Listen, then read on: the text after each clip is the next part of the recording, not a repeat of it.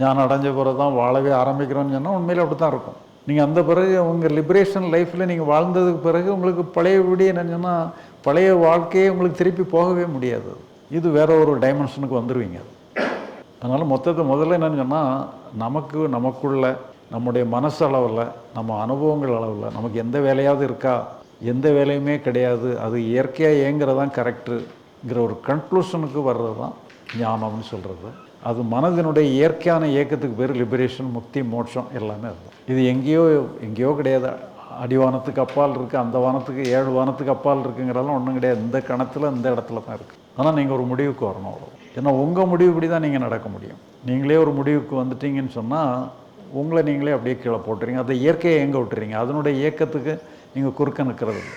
நீங்கள் மனசு எங்கன்னா புறத்துக்காக நீங்கள் இயக்கலாம். நீங்கள் ஏதாவது ஒன்று பண்ணி இது இப்படி செய்யலாம் அப்படி செய்யலாம்னு சொல்லி நீங்கள் புறத்துக்காக நீங்கள் செயல்படலாம், உங்கள் செயல்களுக்காக பண்ணலாம். ஆனால் உங்களுக்காகவோ ஆன்மீகத்துக்காகவோ உங்களுக்கு எந்த செயலுமே கிடையாது. அங்கே இயற்கை தான் சரியான செயல்.